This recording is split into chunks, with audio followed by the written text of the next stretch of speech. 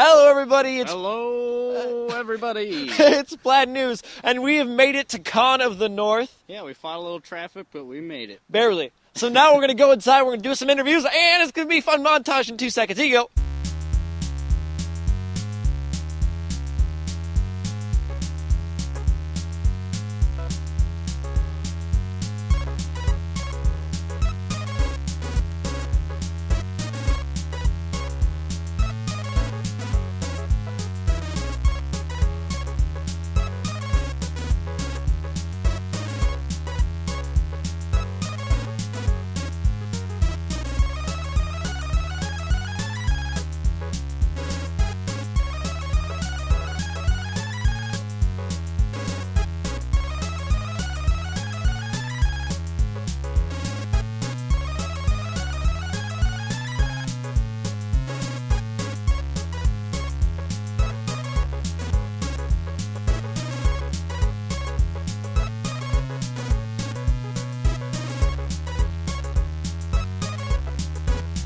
Hello, everybody. My name is Simulator, and we're here at Con of the North with JD at registration. So here at the con, there's a lot of different games. Would you like to tell us some of the basic games and layout of what's going on at the con? There are essentially 3 levels to the convention for the most part with this hotel.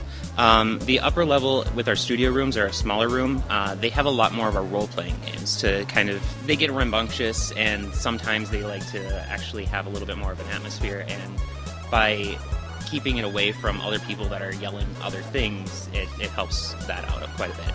Our main floor is typically board games, really all varieties. And then the lower floor tends to have a lot more of the computer games. Like this year we have a Smash Brothers tournament, which is the first time. We also have open computer gaming and a bunch of other computers that are just loaded up in a room. So, JD, could you tell us a little bit about what goes into the planning of the con, and is there anything we can anticipate next year? The convention can change year to year. We are completely volunteer-based, and voting members get to decide pretty much everything. The Magnetrons, or department heads, are also voted upon every year, and every department can change year to year. After every convention, we have a year-end meeting, which is usually known as the bitch session, because a lot of people bring problems and things that we need to do better next year. This year, front desk, they've actually gotten a lot less complaints than normal, so we're doing better than we've been doing, but there's still definitely going to be issues. And after we get that information, we also vote for the new Magnetrons, and a lot of times people who have been doing the Magnetron job and they want to continue doing it, they get voted in, but every year we do vote. It's a part of our bylaws. That was JD at registration, the Magnetron for the Con of the North this year.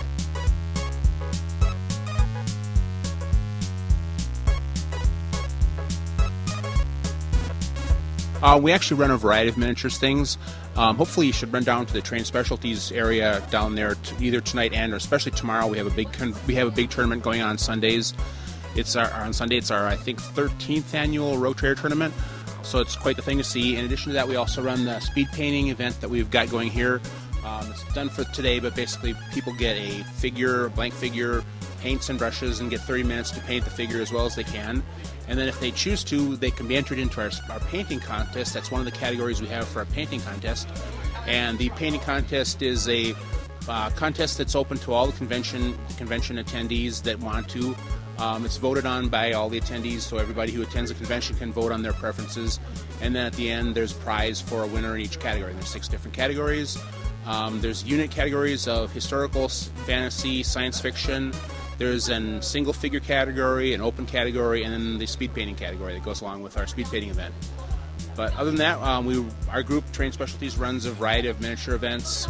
It's traditionally been more around the 40K events because we kind of have the people who come for a 40K tournament tend to come for just that, so we try to have some other events for them throughout the week.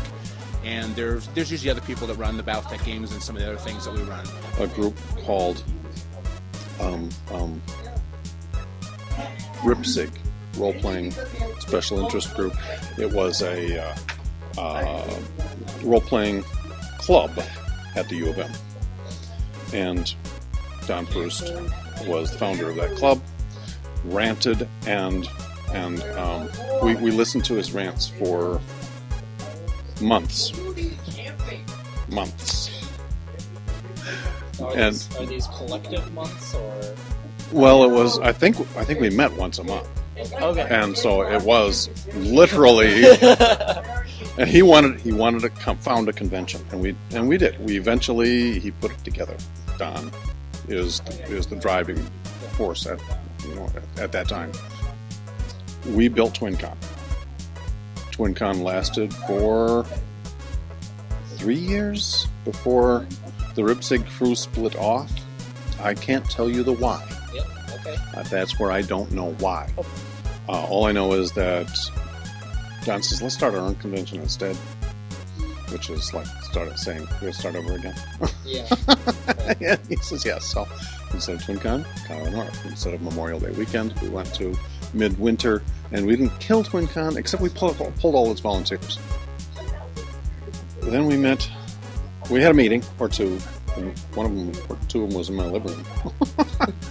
and three of us put up money, and we had to come up with names and bylaws and rules and how we were going to make this.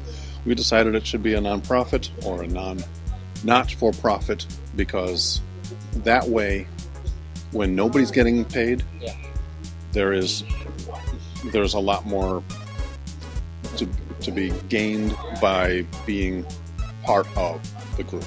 Right. Nobody's making any more than anybody else. Right. There is no advantage here. You're not working for somebody else's advantage. You're just having fun as part of a club. Right now we're in Count the of the vendor room in Count of the North, Yeah. where they sell a bunch of board games, dice, all the fun stuff right in here. Yeah. Hey, so we're gonna take a look around real quick and show you guys some of the stuff that's going on here. Yeah.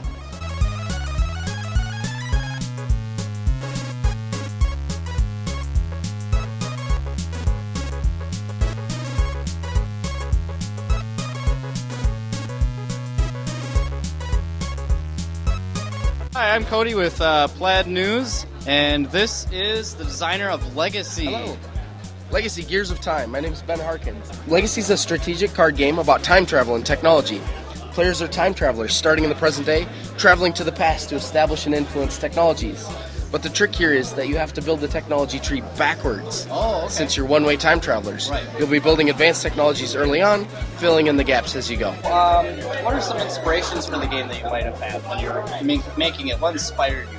I've always loved the concept of time travel. Yeah. And it really intrigued me to have the idea of traveling back in time and inventing something before the person who actually did. Oh, So perfect. I wanted to encapsulate that in a game. Yeah, Legacy we launched in 2012. It was the first game I published, and it was very well received.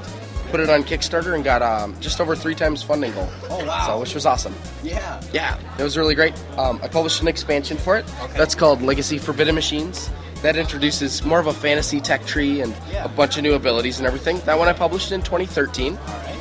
And then I have a new game that we launched last year called Epic Resort. It's got a whole different theme to it. So if someone wanted to buy this, where would they go? You could probably find it at your local gaming store. Okay. Otherwise, floodgategames.com. Hey guys, I'm Caleb and I'm with Marla. I'm here to talk today about these dice that she does. Would you like to tell us about what you're doing here? Okay, I have a company called Big Soft D, and I make stuffed dice and dice bags that are shaped like dice. I do custom orders. I'll do them any size you want. I know a lot of people can get kind of confused about how you make a die, right? So I'm going to run you through the basics. Right, so a die 20 starts out as a stack of triangles. You sew it together in the right shape with one seam open, and then you flip it inside out. Flip it right side out, which actually takes a little bit, so I'm not actually going to do that. And then you stuff it and you hand sew that last seam together. Right, and I make them out of a variety of fabrics. I have cottons, I have satins, I have flannel, I have leather. Yeah, this is actual upholstery leather. It's actual posted. Okay, that's awesome. That's really cool. If you guys want to contact her, there'll be a contact underneath the video below. So let's do a quick little demo.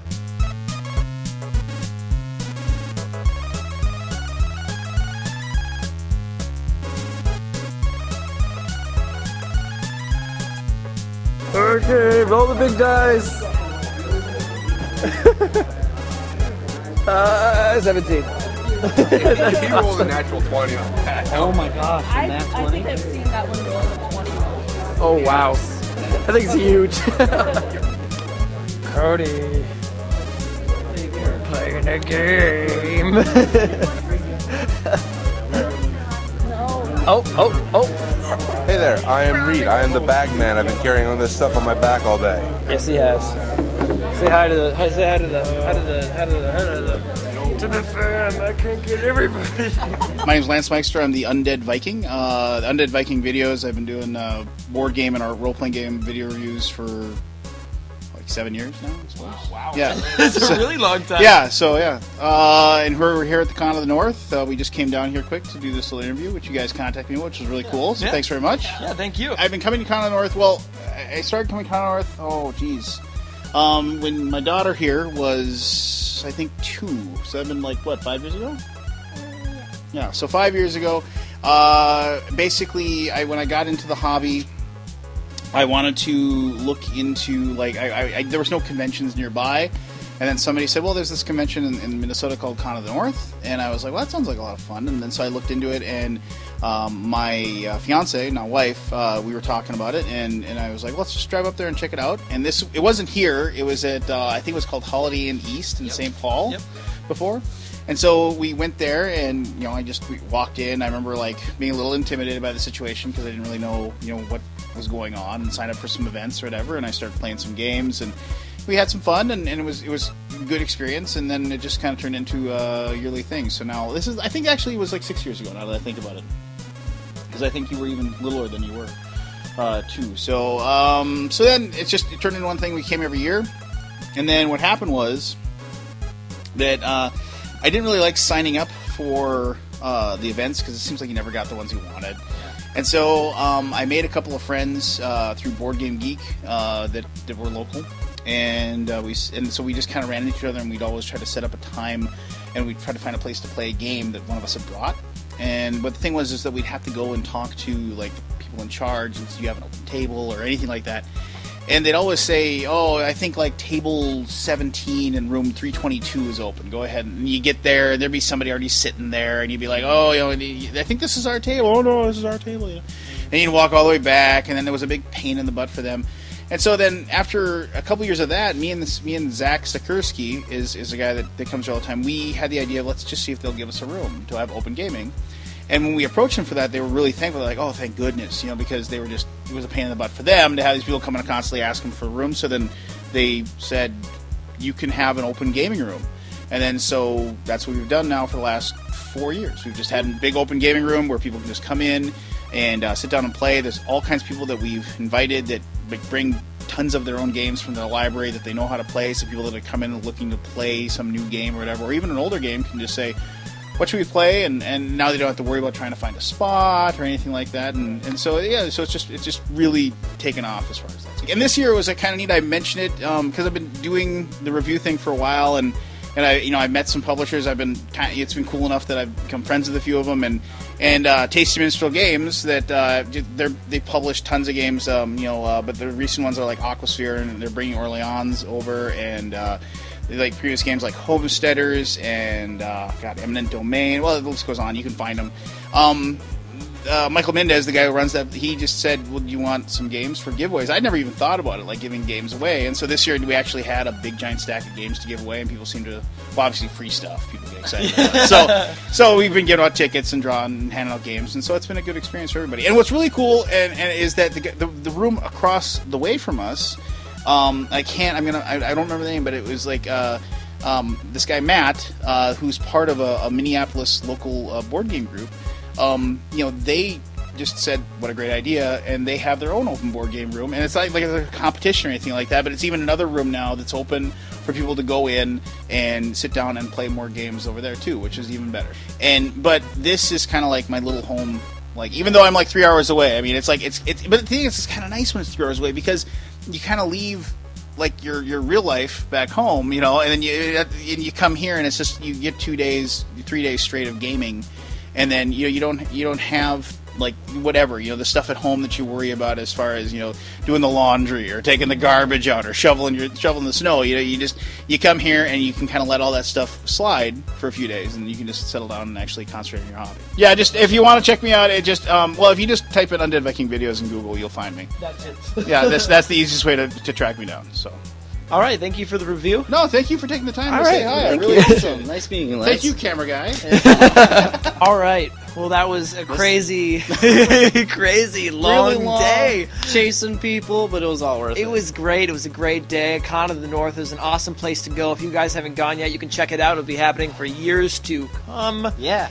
A lot of stuff here. Board games, miniatures, LARP, blah, blah, blah. LARPing, some, you said computer games. No, I didn't actually. Oh, computer games, some limited computer games. There's a really cool, old Atari system. Yeah, the played on the old Atari. That was pretty cool. RPGs, so Dungeons and Dragons, Pathfinder, that kind of stuff going upstairs, and then just random, stuff. The vendors were awesome. The vendors, they have actual game, the creators of the games there. You can go meet some cool stuff, like the dice thing you guys saw earlier. That was super cool with the giant, the giant 20. Okay, roll the big dice. That was cool. Yeah. Lots of great personality, lots of happiness here. It's a welcoming community. And it's really nice. Everybody's a volunteer. Everybody's here that wants to be here. Nobody's in it for money. Nobody's in it for nothing. Awesome venue, Crown Plaza.